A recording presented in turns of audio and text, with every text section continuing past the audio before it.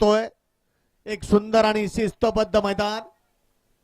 या बैलगाडी क्षेत्राला एक फलटण तालुक्याने वेगळी दिशा आणि एक आदर्श घालून दिला असं एक फलटण तालुक्यातलं नामवंत मैदान.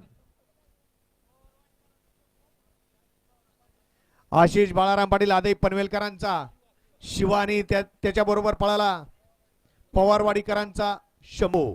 सुंदर अशी गाडी या ठिकाणी सेमीला पात्र.